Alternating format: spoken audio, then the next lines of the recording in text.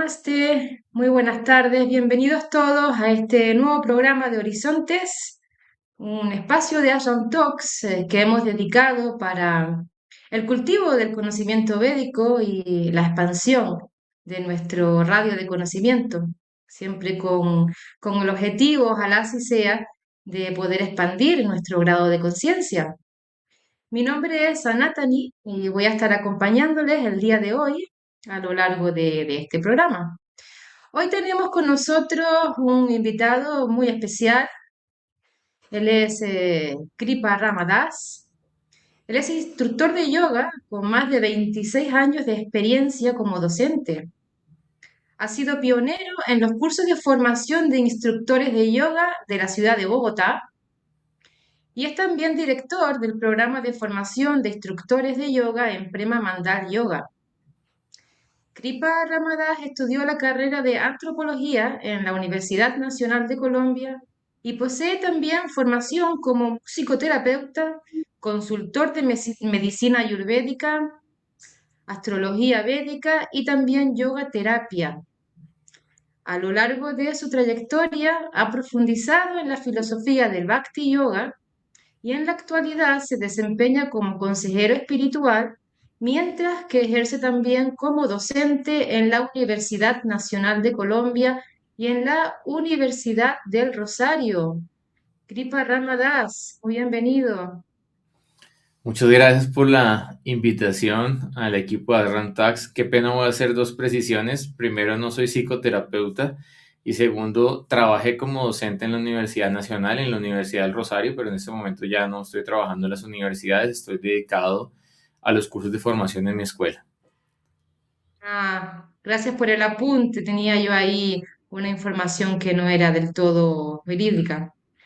¿Cómo se encuentra el día de hoy, Kripa Ram? Bueno, estoy acá motivado para hablar del tema que me apasiona y al cual he dedicado mi vida, que es el yoga y su práctica. El yoga, tema que muchas veces ha sido tan superficialmente entendido por muchos, ¿verdad? ¿Qué fue lo que le inspiró a empezar esta práctica o a dedicarse incluso por completo a la práctica del yoga? Pues la verdad, estaba en un momento de mi vida en el cual tenía mucha confusión, mucho sufrimiento, desorientación, y yo estaba caminando en la universidad cerca a la capilla y había unas personas paradas de cabeza. Entonces yo les pregunté intuitivamente, sin saber nada del tema, ¿eso es yoga? Y me dijeron, es Kung Fu y el Kung Fu es yoga en movimiento. Entonces yo les dije, me sirve para la espalda porque tenía un dolor de espalda muy severo y me dijeron, le sirve para la espalda, para la mente, para la conciencia. Y así pues yo me motivé y empecé a practicar Kung Fu. Y allí pues agradezco porque a través de esto empecé con estas prácticas psicofísicas, empecé a desintoxicar mi cuerpo, mi mente, pero en algún momento la filosofía que me daban los instructores de la escuela de Kung Fu no era suficiente para mis necesidades ontológicas, y entonces allí tuve la fortuna de que una persona me entregó un libro de A.C. Bhaktivedanta Swami Prabhupada que se titula Volver a Nacer. Leí el libro, un libro breve, lo leí de un día para otro y de allí pues digamos lo que me motivé a irme a vivir a un monasterio de Bhakti Yoga y empezar mi práctica, y pues por misericordia del Ser Supremo, porque no hay otra razón para poder explicar esto, de un día para otro pues pude dejar el consumo de sustancias psicoactivas, de alcohol, de cárnicos, eh, llevar unos años de vida célibe en el monasterio y profundizar en la práctica. Y debido a que fue un cambio tan abrupto en mi vida y tan positivo, entonces ahí yo realicé que era muy bueno para mi vida, y también pues que muchas personas están sufriendo en este mundo material de no conocer, digámoslo, su ser, conocer su identidad espiritual, conocer la relación con el Ser Supremo. Entonces pues decidí dedicar mi vida a compartir este conocimiento, buscando pues que todos puedan mejorar su calidad de vida y en última instancia pues este como tú has llamado a esta conferencia, este yoga, que es un encuentro hacia la trascendencia, una unión hacia lo divino. Sí, fíjese que pensando, reflexionando en lo que usted nos comparte ahora, la gran mayoría de, digamos que del encuentro con nuestra vocación o del encuentro con lo que uno está llamado a hacer, viene después de una gran crisis, de un periodo de desconcierto, de confusión, como usted nos lo contó antes. Y luego este siempre viene acompañado del anhelo o el deseo de querer compartir lo que uno recibe. ¿No? Es como una dinámica que se comparte en estas personas que han encontrado por fin su camino, su vocación, su espíritu, ¿no? Lo que le mueve. Sí, Y pues el señor Krishna dice en el Bhagavad Gita, que es uno de los textos fundamentales para la práctica del yoga, que hay cuatro tipos de personas que empiezan la práctica espiritual. Unos son los afligidos, otros los indagadores, otros los que tienen conocimiento acerca del Brahman y otros los que buscan ganancias materiales o buscan tener una vida equilibrada para tener un balance material, estar bien en este plano material. Y pues haciendo entrevistas con muchas personas que se acercan a la práctica de yoga, la mayoría tienen una mezcla entre afligidos e inquisitivos, de estar preguntándose, buscando algo más en su vida. Y respecto a lo otro que tú comentabas, siempre yo hago una analogía y es que no sé si por ejemplo allá en España, acá hay unas chocolatinas grandes que son Jumbo Jet, entonces esas venían como para partirse en cuadritos y tú tenías dos opciones: o te escondías cuando eras niño y te indigestabas comiéndotela y te la comías toda, o cogías y partías y a cada compañero de clase le dabas un cuadrito y así todos iban a quedar contentos porque han tomado una porción de esta chocolatina. Asimismo, pues cuando uno practica algo y sabe que es bueno, pero no lo comparte con los demás, entonces en cierta manera está cultivando un tipo de envidia. Por eso en las escrituras sagradas se describe que para Upakara, la caridad más elevada que existe es entregar la ciencia espiritual a los demás. E incluso hace Bhaktivedanta Swami Prabhupada en un comentario dice que para un materialista la palabra ahimsa significa no violencia innecesaria, pero para un espiritualista ahimsa significa compartir el conocimiento espiritual a los demás, porque debido a que los demás sufren por la ignorancia de desconocer su ser y su relación con el Ser Supremo, si tú tienes ese conocimiento y no lo compartes a los demás, estarías cometiendo un tipo de violencia. interesante, desconocía ese dato. Reconocía que el hecho de ocultar o privar a otros de un conocimiento puede ser un motivo de violencia, ¿no? Así que no, mejor compartamos la chocolatina, que el dulce es más dulce cuando se comparte. Y luego también otra cosita que suele ser muy en común con todos los que estamos, digamos, relacionados con la práctica espiritual, es que la mayoría de las veces uno comienza su investigación o su indagación con cualquier otra cosa, como usted me comentaba antes, que había visto dos tipos parados boca abajo y les hablo del kung fu y demás. Pero cuando uno realmente ya está preparado, el conocimiento este que es eterno, que viene de los Vedas, que viene de una fuente fidedigna, se va a hacer aparecer como se le apareció a usted a través de ese libro que nos comentaba de Srila Prabhupada, ¿no? Digamos que la fuente correcta para uno indagar en lo que uno desea indagar o en lo que uno necesita, se le va a revelar cuando uno inicie la búsqueda de manera sincera, ¿no? Sí, sí, por eso uno de nuestros maestros espirituales, Srila Bhakti-Rasak de Goswami Maharaj, él dice que la sinceridad es invencible. Pero en relación ya a un tipo de yoga muy específico que es nuestra especialidad, que es el Bhakti, el señor Krishna le dice a Uddhava en el Srimad Bhagavatam, Yadrichaya Mat Kathadau Rashad. Él dice, si de una u otra manera, podríamos decir por buena fortuna, uno desarrolla fe en escuchar y cantar sobre las glorias del Ser Supremo, la persona que no está muy apegada ni muy desapegada del mundo material puede alcanzar la perfección a través del sendero de la devoción amorosa.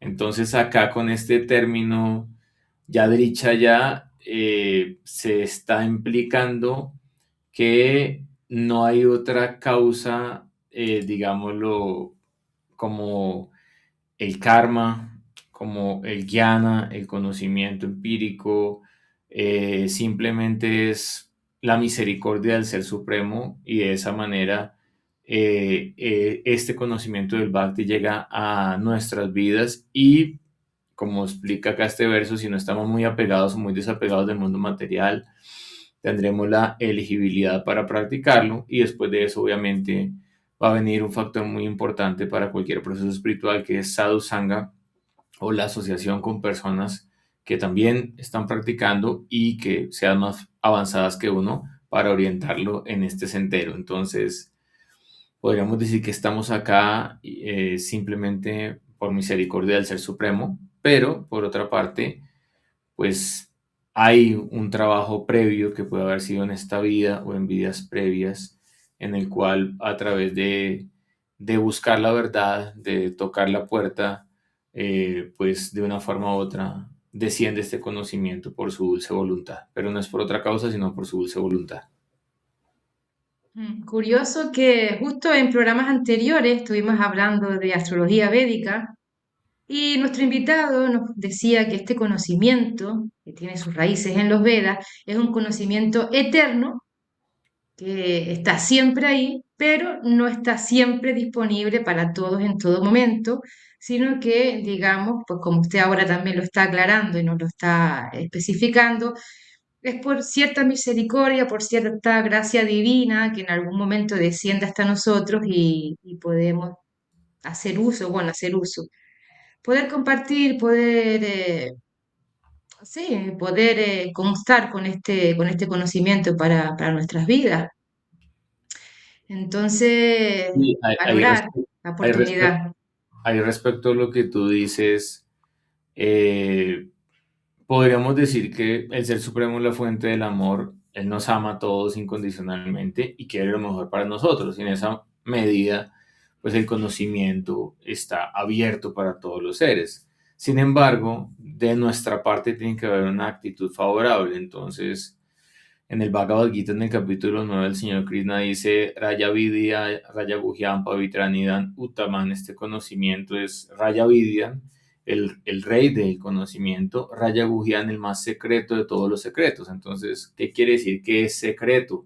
Secreto quiere decir que es por sí mismo y para sí mismo, y se reserva, no se da a todas las personas. Entonces, ¿a quién se puede entregar o quién puede recibir este conocimiento? Dharma Projito Kaita Watra Paramon Irma Saranam Satam. Este conocimiento se revela a las personas que son libres de envidia.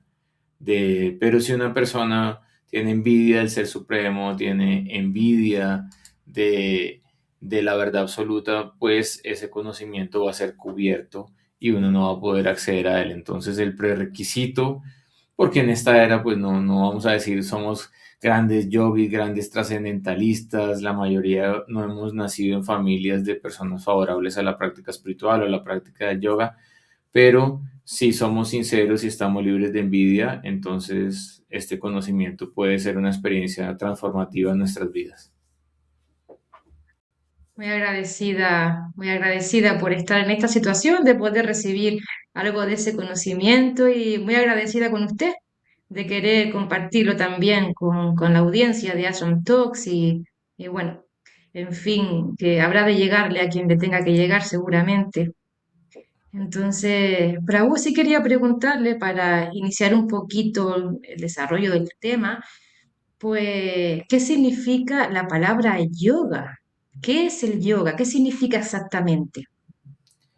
Bueno, pues la palabra yoga etimológicamente tiene su origen en el sánscrito, eh, y viene del dhatu de la raíz yug. Yug significa en castellano unión, vínculo, conjunción.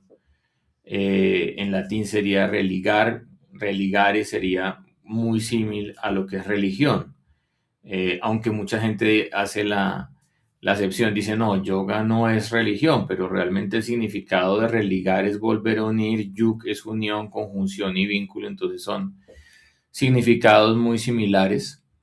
Y ahora entonces la pregunta es ¿con quién es la unión? Sí, esa es la pregunta y para eso están diferentes tipos de yoga porque no todos los tipos de yoga tienen el mismo objetivo, la misma meta dentro de la práctica. Entonces, pues por un lado tenemos la definición de los Yoga Sutras de Patanjali, que es otro de los grandes tratados de la filosofía del yoga, el cual explica Yoga Chitta Vritti Nirodham. El yoga es el cese de las fluctuaciones mentales perturbadoras. Pero podemos ver dentro de la escuela Bhakti, entonces, ¿qué es yoga? Y allí el señor Krishna dice, Matmana Mavad Bhakto Mayaji Manamashkuru, siempre piensa en mí, conviértete en mi devoto, adórame a mí, ofréceme tu namaskar, tu reverencia, y de esa manera te volverás priya, muy querido para mí. Entonces, podríamos decir que en primera instancia, el yoga plantea la conexión del cuerpo con la mente, porque muchas personas tienen el cuerpo desconectado de la mente, de las emociones. Después de eso, entonces vendría la unión del cuerpo, la mente con el Atman, con la conciencia individual, que es parte y porción del Ser Supremo y se encuentra en el corazón. Y después de eso, el siguiente nivel de yoga. Entonces, dentro de las escuelas de yoga impersonalista sería la unión con el Brahman o con el aspecto no diferenciado de Dios, la energía impersonal de Dios, y dentro de las escuelas personalistas a las cuales nosotros nos afiliamos, entonces sería la unión con el Ser Supremo que está en nuestro corazón y que está en el corazón de todas las entidades vivientes. En el Bhagavad Gita se describe Tesham Satatan Yuktanam Vayantam Priti Purvakam Dadami Buddhi Yogatam Yenamanu Payantite. Yo estoy ubicado en el corazón de todas las entidades vivientes como la conciencia espiritual, y si alguien me ofrece servicio, me ofrece devoción, entonces yo le voy a dar Buddhi Yoga, inteligencia espiritual, y a través de esa inteligencia espiritual va a alcanzar el vínculo o la conexión. Esa sería la definición de yoga desde los Yoga Sutras de Patanjali y la definición de yoga desde el Bhagavad Gita, quien la da pues Yogesvar, quien es el amo y señor de todas las perfecciones místicas que se derivan de el yoga. Bueno, esto amplía completamente el concepto que hay muy generalizado de lo que significa el yoga, de lo que es el yoga, porque la gran mayoría de las personas que no tengan mucha profundización en esta práctica, en esta materia, ven el yoga pues como una serie de ejercicios, como un ejercitamiento físico, ¿no? Sí, tiene un componente, digamos, un poquito más holístico porque hay meditación, hay otro tipo de cositas que en una gimnasia normal no se hace, pero la gran mayoría de la gente no entiende la profundidad, digamos, el impacto que tiene una buena práctica de yoga, para el ser humano, ¿no?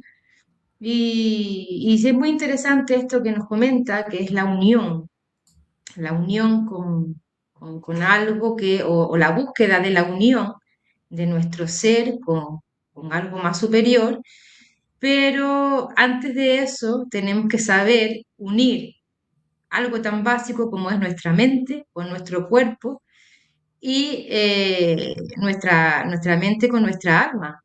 Son cosas que están muchas veces desligadas en sí, ¿verdad? Sí, pues digamos lo que lamentablemente hay una versión muy reduccionista del yoga, principalmente en Occidente, pero incluso en India también, ha pasado en tiempos modernos, y digamos lo que se ha reducido la práctica a las asanas, pero la gente misma no sabe ni siquiera qué significa asana. Entonces, etimológicamente, asana en los Yoga Sutras dice Sthira Sukham Asanam. El asana es una postura cómoda y estable para sentarse a meditar.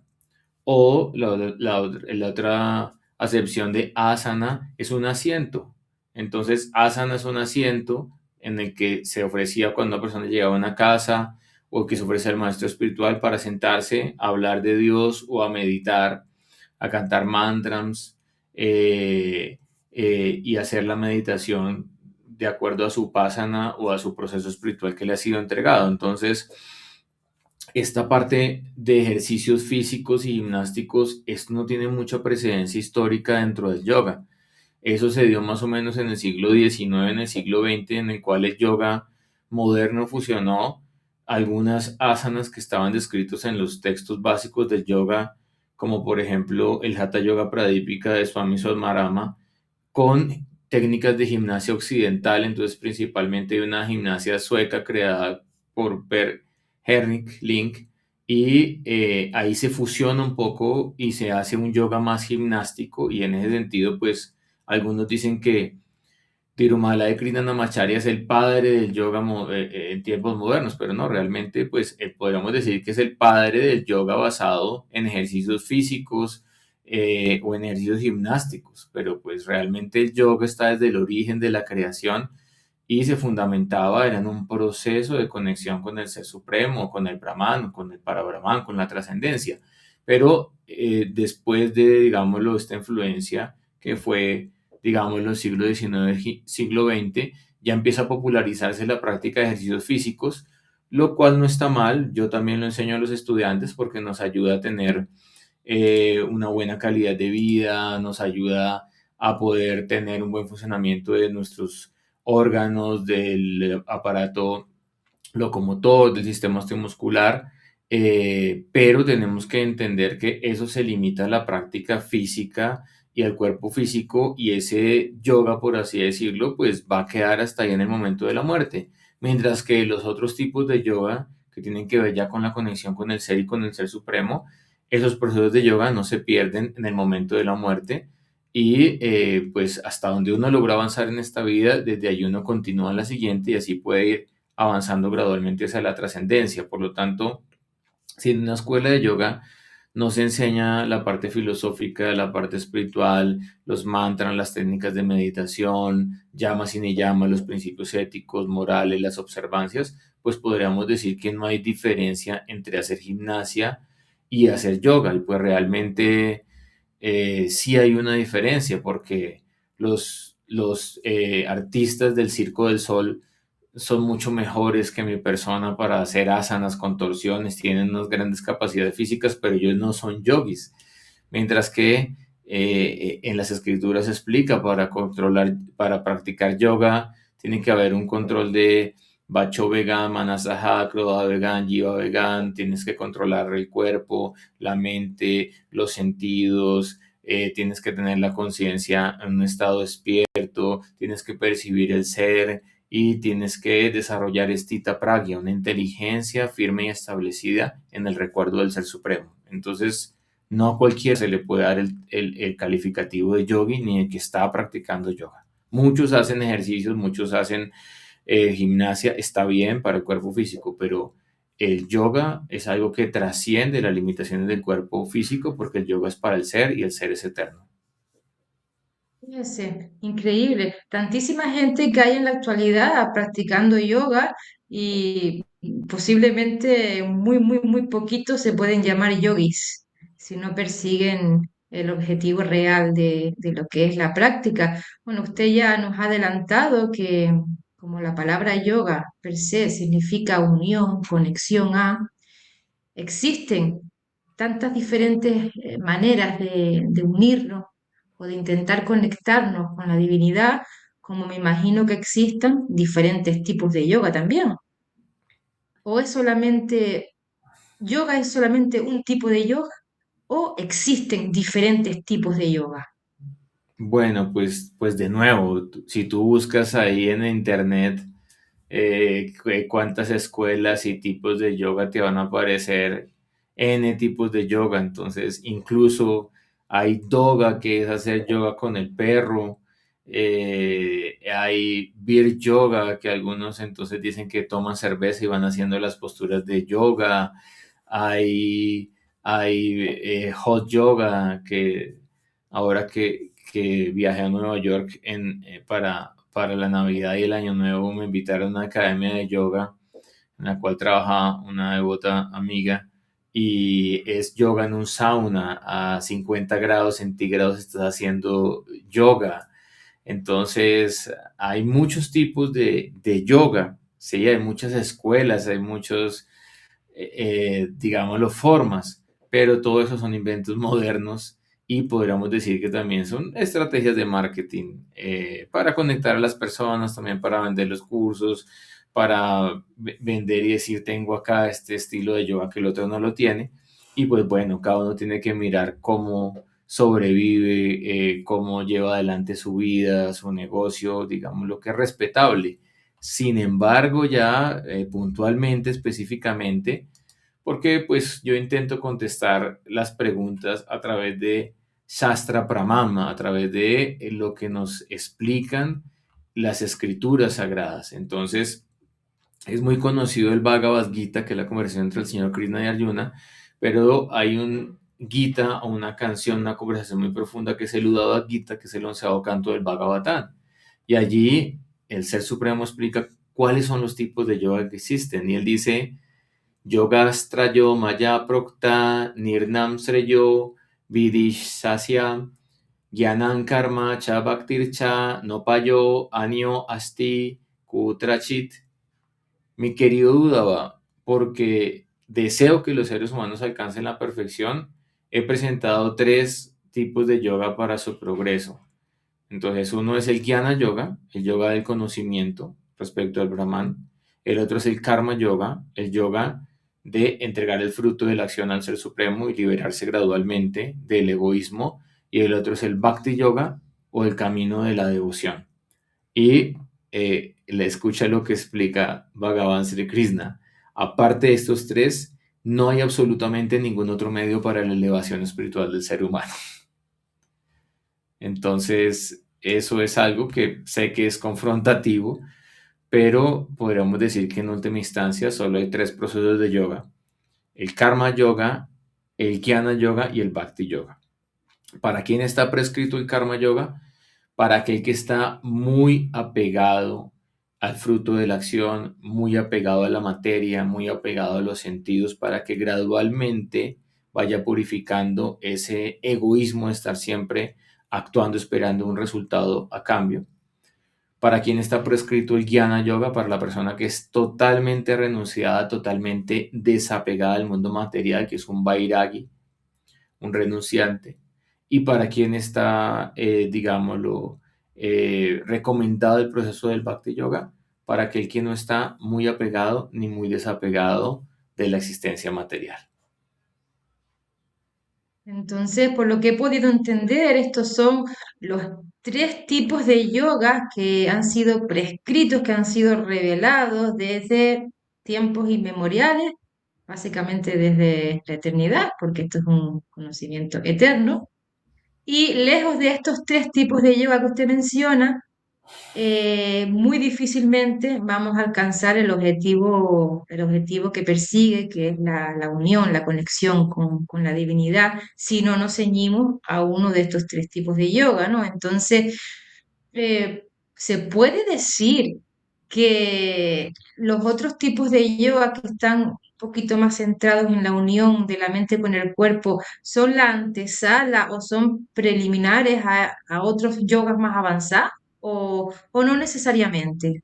No necesariamente, porque para practicar Bhakti Yoga no hay un prerequisito, ¿sí? Digámoslo, de hacer asanas, por ejemplo. En el capítulo 6 del Bhagavad Gita, el señor Krishna dice pues que para practicar el proceso del yoga místico hay que sentarse en una asana de hierba kusha, que no debe ser muy alta, no debe ser muy baja, tener la espalda recta, mirar la punta de la nariz, hacer kumbhaka, retención de la respiración, y allí situarse en la trascendencia y meditar en el sagrado Om. Entonces, digamos lo que ahí nos está pidiendo como prerequisito, tienes que hacer parada de cabeza para hacer yoga o tienes que hacer otras cosas. Simplemente se está diciendo, siéntate en una postura estable y canta un mantra, haz interiorización, pratyahara, lleva los sentidos hacia adentro y concéntrate en el ser y en el ser supremo. Entonces, en última instancia, para practicar yoga, no hay prerequisito de otros sistemas, pero para practicar, por ejemplo, Jnana sí hay prerequisitos. Digámoslo, dentro de la escuela de Sankaracharya, dentro de la Sankara Sampradaya, uno tiene que ser una persona renunciante que ha renunciado al mundo material y uno tiene que ser completamente célibe para practicar el proceso de Jnana Yoga, lo cual sería prácticamente imposible para la mayoría de personas en este momento. En el capítulo 6 del Bhagavad Gita, donde Krishna está explicando el Astanga Yoga, el proceso de yoga místico, él dice que uno tiene que estar completamente libre de la vida sexual para practicar Astanga Yoga. Entonces, no es fácil para la mayoría de personas.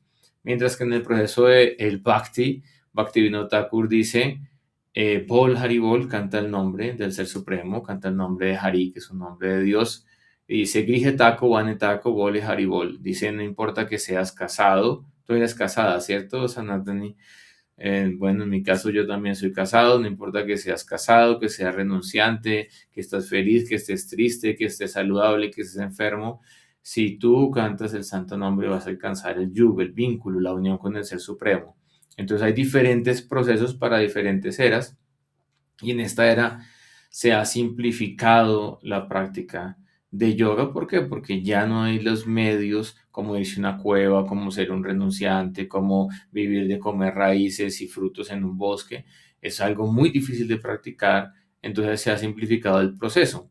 Y en mi caso personal, que yo también practico asana, practico posturas, lo hago simplemente para tener un cuerpo saludable. ¿Por qué? Porque si yo tengo un cuerpo saludable, una mente saludable, eso va a ser favorable para mi crecimiento espiritual, para mi práctica de Bhakti Yoga. Entonces, hay que diferenciar qué es favorable y qué es desfavorable. Entonces, hay algo que se llama Aropa Siddha Bhakti, que explica Jiva Goswami en los Sandarbhas, y es que hay cosas que no son directamente Bhakti, pero son favorables al desarrollo del amor por Dios. Entonces, si yo veo que tener un cuerpo en buen estado me permite servir mejor a la comunidad a la cual pertenezco o a la cual lidero, me permite estar mejor, porque si estoy saludable puedo tener más fuerza para estudiar las escrituras, para cantar los mantras.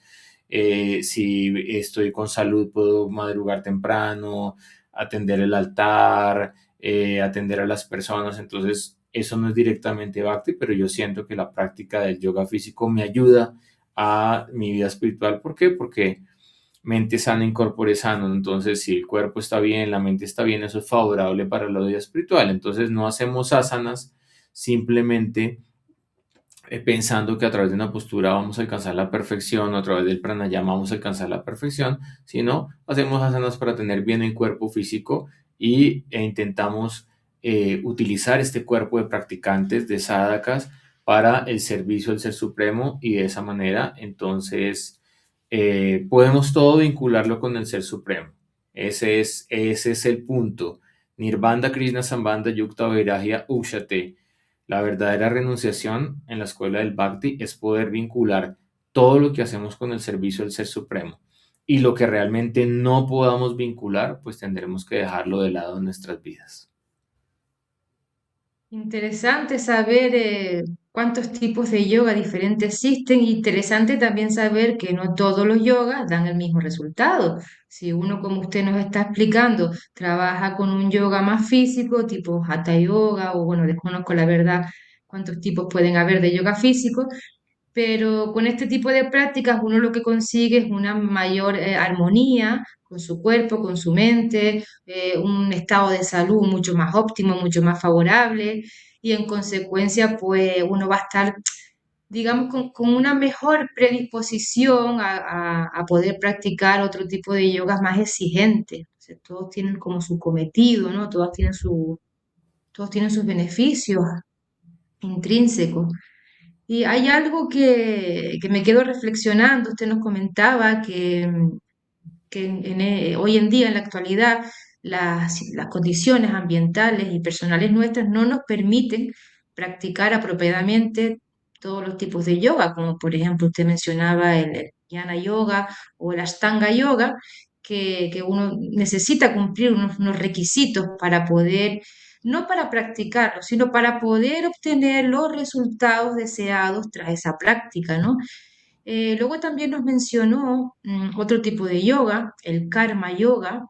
Yo quería preguntarle, para practicar karma yoga, también se requieren todas esas limitaciones, todos esos requisitos que mencionaba antes, o es un poquito más No, permisible. el karma yoga es más fácil de practicar porque lo podemos, especialmente en Occidente, la mayoría de personas somos apegados al trabajo fruitivo. En India también es cada vez más así porque pues India cada vez está más occidentalizado y se ha perdido el valor de la cultura védica para muchas personas. Entonces, precisamente, ok, tenemos cierta envidia, se nos ha enseñado solamente a trabajar por logros, se nos ha enseñado a ganar en la vida muchas veces sin pensar en el medio ambiente, en la naturaleza, en el entorno. Entonces el karma yoga o el hacer algo sin esperar algo a cambio es algo que empieza a ablandar nuestro corazón, a ayudarnos a que dejemos de ser tan egoístas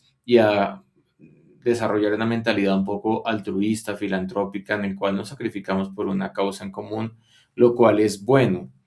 Hay diferentes niveles de karma yoga, entonces digamos lo que el nivel más básico es que yo ejecuto la acción y después yo ofrezco el resultado del Ser Supremo. Ujú. En el nivel ya más avanzado que se llama Niskama Karma Yoga, antes de ejecutar la acción, yo ofrezco el resultado del Ser Supremo. Y ese nivel ya está muy cerca de la práctica del Bhakti.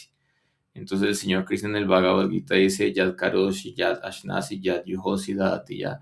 Todo lo que hagas, todo lo que comas, todo lo que aceptes, todo lo que des en caridad, todos los sacrificios, hazlo como una ofrenda de amor a mí y de esa forma te liberarás del resultado. Ahora, practicar Bhakti, todas las personas tienen la elegibilidad, pero no todo el mundo puede dedicarse por completo a la práctica del Bhakti. Entonces, si tú eres casada y tienes que tener algún trabajo, entonces bien sea o un trabajo laboral en una empresa o algún tipo de trabajo, un negocio, o tal vez si tu esposo trabaja y tú no trabajas, tienes que hacer el trabajo de la casa, mantener la casa, cocinar, arreglar, etcétera. Pero algún tipo de trabajo tenemos que hacer. Eh, entonces, en la medida en que uno pueda dedicarse por completo a la práctica del Bhakti Yoga, pues digamos lo que uno tendrá que practicar dos tipos de yoga. Por un lado, practicar Niskama Karma Yoga, que es ejecutar su trabajo para ganarse la vida sin apegarse al fruto del resultado, entregando el fruto del resultado al Ser Supremo. Y por otra parte, tendrá que practicar Bhakti, que ya lo va a hacer con fe, con amor, con devoción, y allí uno sí puede esperar un fruto de la práctica. Entonces, ¿qué fruto esperamos de la práctica del Bhakti? Esperamos desarrollar Prema Bhakti, amor puro por Dios. Ese fruto es deseable y lo debemos desear porque eso es lo que la recompensa de esa práctica del Bhakti, es que podamos ser bendecidos con amor divino. Mientras que otros procesos como el Jnana Yoga sí son muy distintos a la práctica de el Bhakti Yoga. Sin embargo, Rupa Goswami en el Bhakti Rasamrita Sindhu explica que una pequeña cantidad de renuncia al mundo material, una pequeña cantidad de jnana, de Brahma Jnana, de conocimiento respecto al ser, respecto al Brahman, al espíritu, pueden ser favorables al inicio de la práctica del Bhakti, porque si alguien está muy apegado al mundo material, va a ser difícil que quiera servir al Ser Supremo sin esperar algo material a cambio. Entonces, una pequeña cantidad de renunciación, una pequeña cantidad de conocimiento, de entender que yo soy el ser, que hay un espíritu, un Ser Supremo, pueden ser favorables al inicio de la práctica del Bhakti.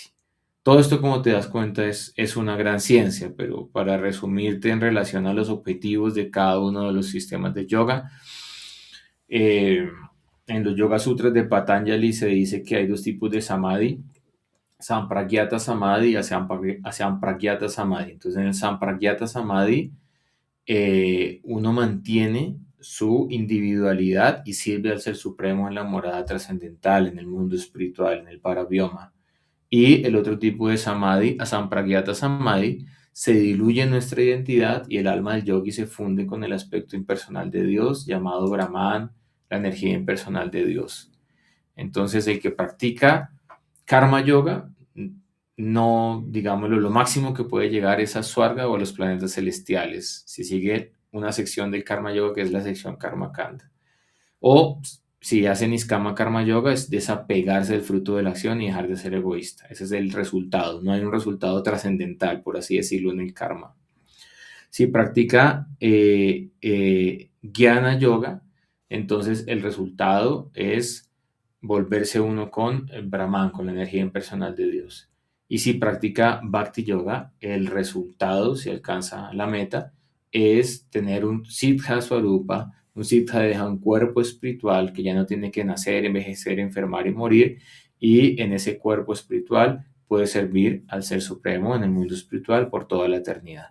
Esas son las diferentes elegibilidades de las personas, procesos y sadhyas o metas de cada uno de los procesos de yoga.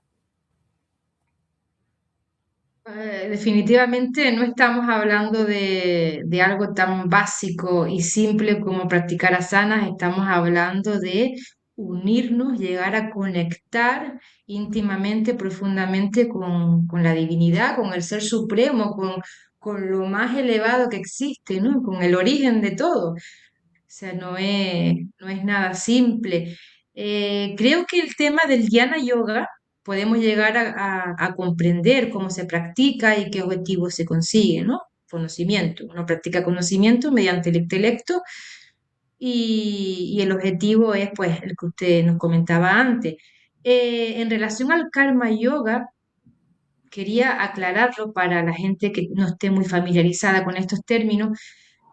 Básicamente, la única manera que tenemos para practicar karma yoga es a nivel mental, a nivel de conciencia, ¿no? Yo ejecuto una acción, cualquiera que sea, pero tengo que trabajar la conciencia, darme cuenta de que lo que estoy haciendo, lo estoy haciendo para un fin mayor, para ofrecerlo a la divinidad, para ofrecerlo a la totalidad de la creación, ¿cierto? Va por ahí Y sí, el tema pero del karma digamos yoga. hay ashrams de yoga en los cuales hay una parte práctica de karma yoga. Entonces tú vas al ashram y dicen karma yoga, vas a ayudar a hacer el aseo del templo.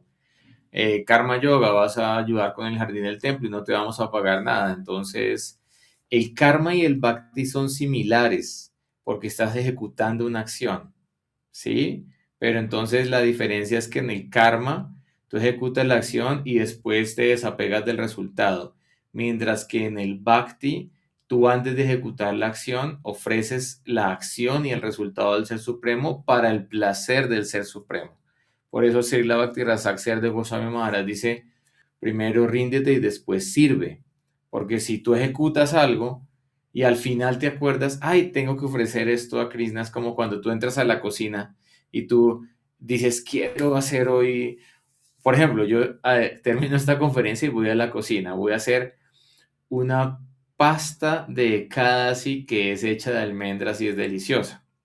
Entonces yo puedo decir, ay, hoy ese kadasi, voy a hacer esa pasta que tengo la cena, y después digo, ay, no, pero cierto que yo no soy el disfrutador. Primero tengo que ofrecerle al Ser Supremo esa pasta y después yo como sus remanentes. Entonces, en el Karma Yoga, tú haces la acción y después dices, no, pero tengo que desapegarme del resultado. Pero en el Bhakti Yoga, tú entras a hacer la acción y dices, yo voy a hacer esta acción, la voy a hacer con la mejor conciencia posible, Anukulasha, y para complacerte a ti. Esa es la diferencia, pero externamente tú puedes ver a la persona cocinando haciendo las mismas acciones, picando los vegetales, cocinando en las ollas. Entonces, es algo sutil entender la diferencia entre el karma y el bhakti. Pero, ¿cuál es la diferencia? La diferencia es que el señor Krishna explica en el Bhagavad Gita, Yoginanapi sarvesan madgateranter atmanam, sradavam vayantet yomas ameyuktatamo mataha. De todos los yogis, de los que hacen asanas, de los que hacen pranayamas, de los que hacen kundalini yoga, de los que hacen tantra yoga, de los que hacen karma yoga, de los que hacen jnana yoga, de los vairagis, de los renunciantes, de todos los que practican diferentes tipos de yoga, aquel que tiene Sradavan, una gran fe en mí, Bhayante man, que ejecuta Bhajan, servicio amoroso para mí, es el que está Yukta Tamo. Yukta Tamo significa el que está más íntimamente unido a mí a través de la práctica del yoga. Esa es mi opinión. Y pues en nuestro caso, pues queremos tener una relación íntima con el Ser Supremo. No queremos verlo, digámoslo, desde la distancia, en la cual no conozco quién es, cómo se llama, qué actividades hace. No, yo quiero tener una relación personal con Dios. Esa es la belleza que hay dentro del Bhakti Yoga. Y por eso pues practicamos el yoga que da más placer al Ser Supremo y que nos permite estar más íntimamente unidos a Él.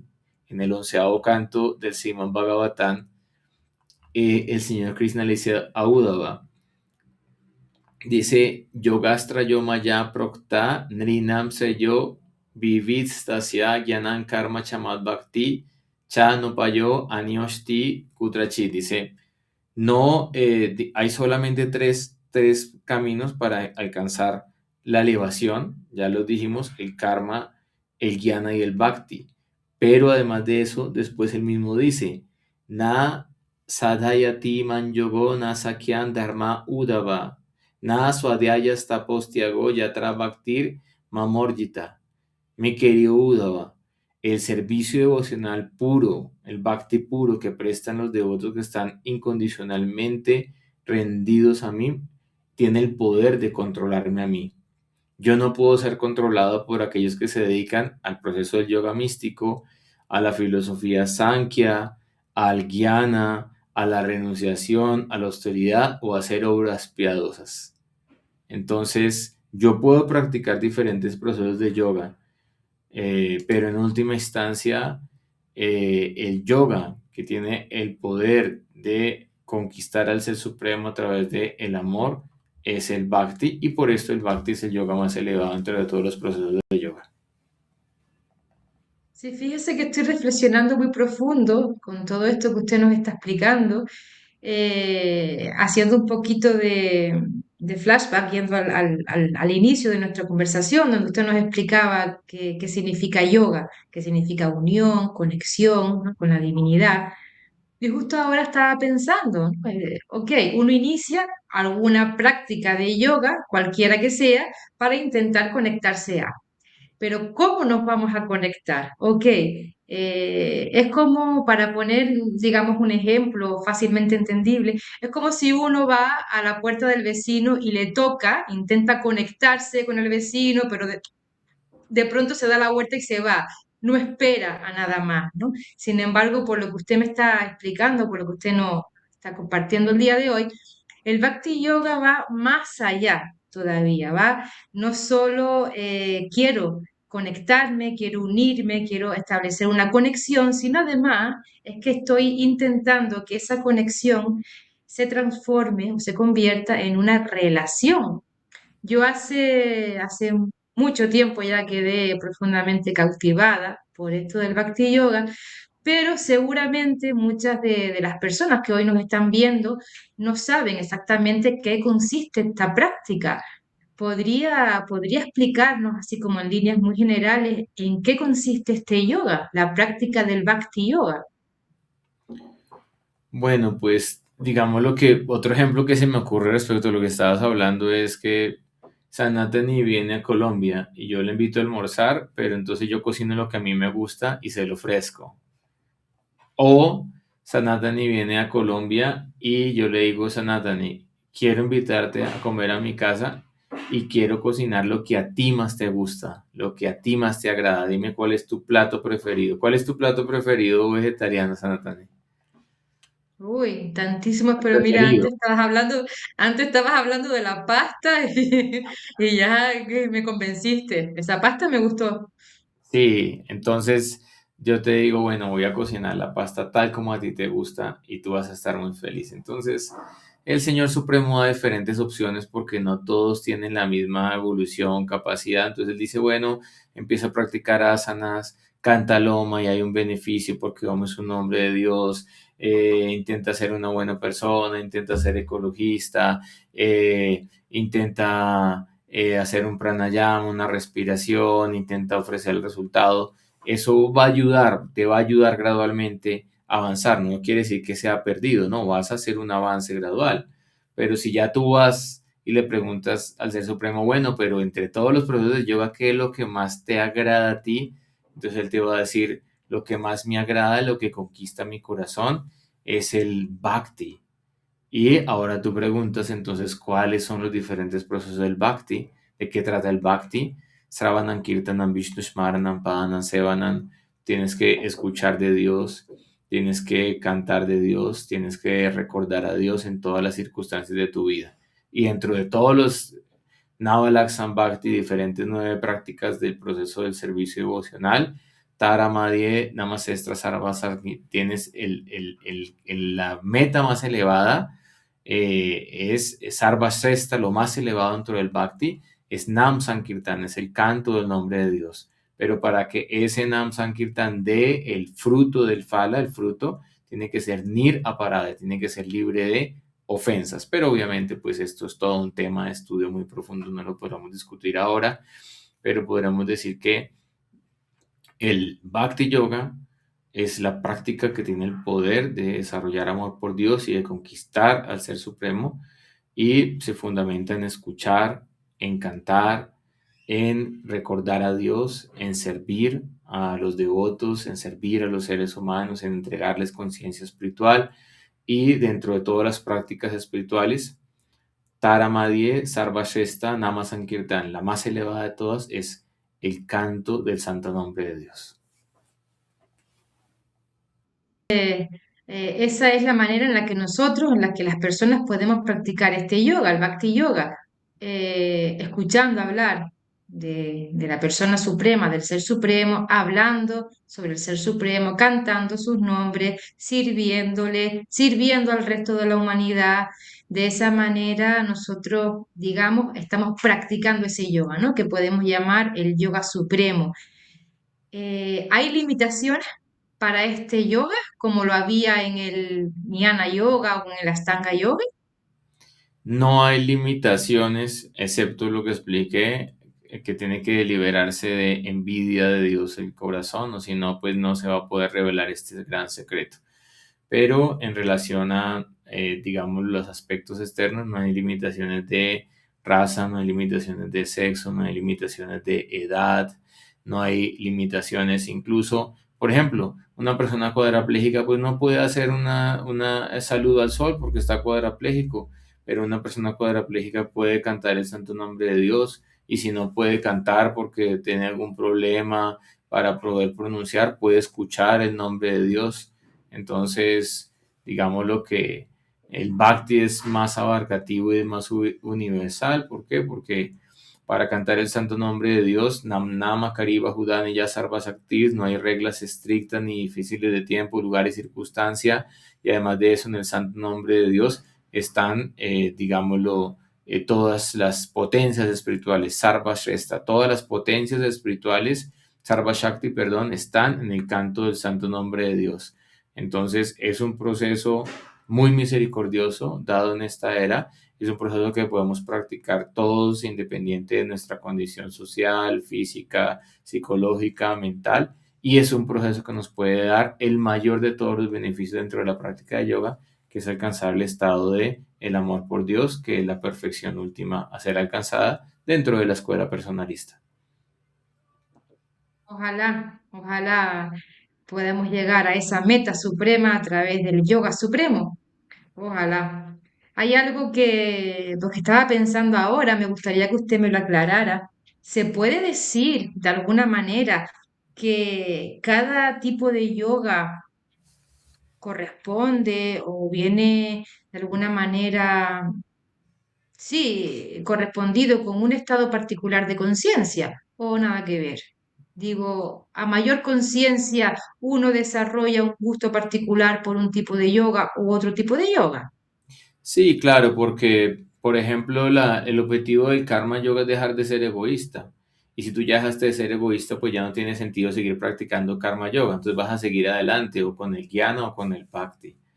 Entonces, un yoga de nuevo es para la persona que está muy apegada a lo material, que es el karma yoga, cuando ya se desapega del resultado y empieza a entregar el fruto del resultado al Supremo, entonces se libera del egoísmo y ahí ya se cumple el objetivo de la práctica del Niskama Karma Yoga. Por otra parte, entonces, el que busca el jnana todavía está buscando su liberación. Por eso el objetivo último del jnana es moksha, la liberación, el liberarme del samsara, liberarme de la rueda del eterno retorno. Pero ahí todavía hay un tinte de egoísmo porque estoy buscando mi liberación, mi beneficio personal. Pero en el campo del bhakti yo no estoy buscando mi beneficio personal, estoy buscando complacer al Ser Supremo, complacer a la pareja divina, a Dios Madre, a Dios Padre. Entonces, una analogía sería cuando tú estás soltera y no tienes hijos, entonces pues tú trabajas y recibes el sueldo y generalmente te compras cosas para ti, para estar bien. Pero cuando tú ya tienes un hijo y de repente viene la Navidad, entonces tú no estás pensando mucho en tus propias cosas para tu placer.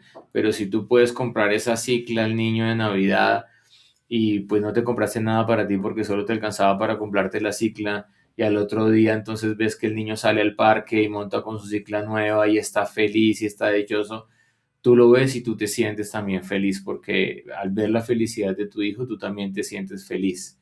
Entonces asimismo en el Bhakti no buscamos, digamos, lo que nuestra felicidad de forma egoísta separada de Dios, pero al ver que podemos complacer al Ser Supremo, que podemos cantarle, que podemos ofrecerle los alimentos, que podemos recordarlo. Entonces Él se siente feliz, está complacido con nosotros y de forma natural nosotros también vamos a ser felices y vamos a estar complacidos. Sagrupa de Vinir Muktat, para tu Nirmalan, Rishikena, Rishikena, se vaya Bhaktir Ushate, por servir al Ser Supremo, quien es llamado Rishikesh, el amo de los sentidos, automáticamente tú vas a poder complacer los propios sentidos, utilizarlos apropiadamente, estar en paz, estar tranquilamente y liberarte de los diferentes upadis o designaciones materiales, de creer que eres el cuerpo y los subproductos del cuerpo. Y allí hay una gran diferencia porque lamentablemente mucha gente que se dedica a hacer asanas y asanas y asanas y no profundiza, están cada vez más apegados al cuerpo, y piensan que entre más extraña sea la postura y menos ropa tenga, vas a tener más likes en Instagram y en las redes sociales, y eso simplemente está indicando un apego al cuerpo y a lo que no es yoga. Mientras que en la práctica profunda del yoga, con conocimiento, con filosofía, con servicio, con amor, con devoción, vas a estar cada vez más libre de estas designaciones mundanas, materiales, y vas a estar cada vez más en paz, en armonía con tu ser y con el Ser Supremo. Increíble, estoy maravillada con esta exposición de lo que implica, lo que significa la práctica del yoga.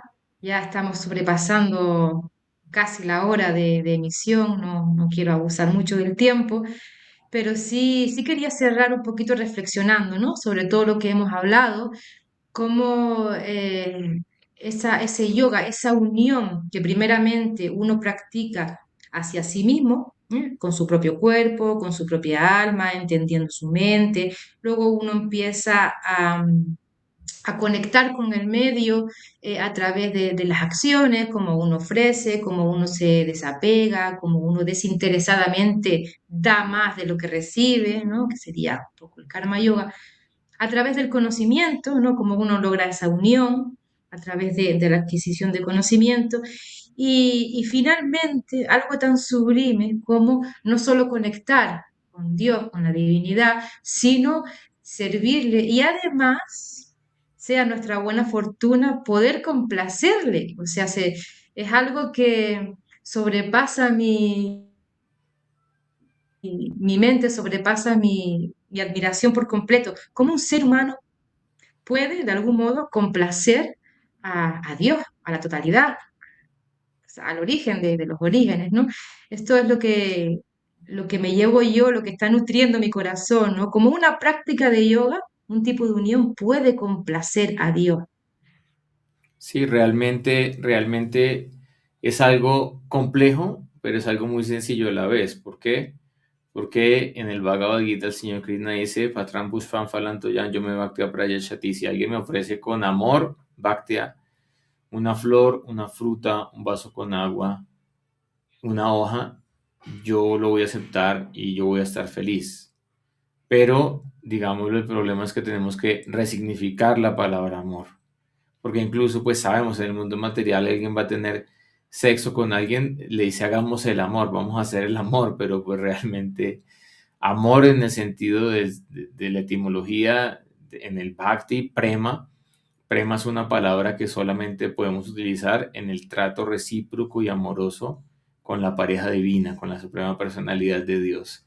Entonces, podemos ofrecer algo muy sencillo y lo podemos ofrecer desde el ego o de mala gana, y obviamente eso no va a complacer al Ser Supremo, pero podemos ofrecer algo muy sencillo como una flor, como una hoja, como un poco de agua, y si lo hacemos realmente con todo nuestro amor a Él, con toda nuestra devoción, Él va a estar completamente complacido. Entonces, en última instancia, el bhakti es un proceso de ablandar nuestro corazón que ha sido endurecido por el materialismo, por el ego, por la mala asociación, y permitir que ese corazón sea muy suave, mridu, muy tierno. ¿Por qué?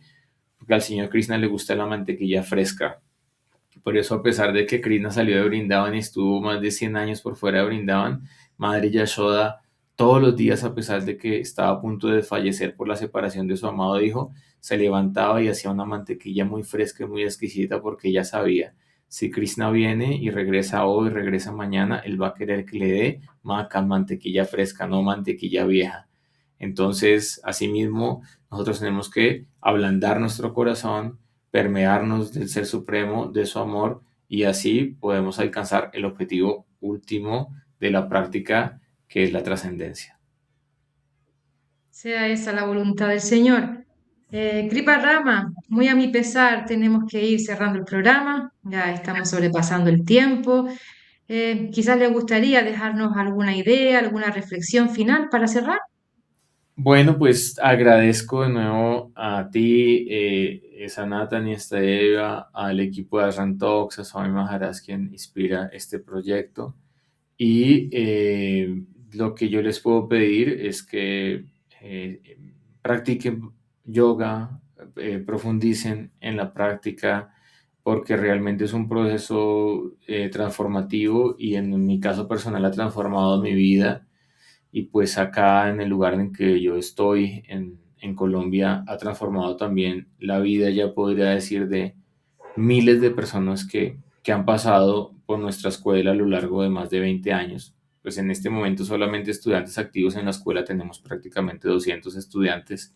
Entonces ha sido mucha gente, y muchas personas llegan a nuestra escuela de Premamandal Yoga porque dicen, acá vimos algo más integral, porque en otras escuelas la práctica era muy física. En cambio acá vemos que pues se maneja la filosofía, se maneja la alimentación para la práctica del yoga, se maneja la parte cultural, se maneja la parte de la meditación. Entonces el yoga tiene que, en última instancia, pues lograr la conexión física, mental, espiritual, y en esa manera, pues la invitación es a que busquen procesos integrales de yoga, honren lo que significa la tradición, la palabra yoga, y sigan el ejemplo de los grandes maestros. Tarko Pratista Sruta Yoga Divina. Las discusiones filosóficas son inconclusivas. Para aprender la ciencia del amor por Dios, tienes que acercarte a los Mahayanas, a las grandes personalidades que han desarrollado amor por Dios en su corazón, y seguir sus pasos. Esa es la principal instrucción. Muchísimas gracias, Kripa Rama. Muy, muy, muy agradecidos, muy honrados de tenerle como invitado hoy, de poder elaborar este tema de unión trascendental. Ojalá podamos repetir en otra ocasión alguna charla de este tipo y poder regalar este conocimiento que es tan importante para todos hoy en día. Gracias, Kripa Rama. Muchas gracias a ti por la invitación.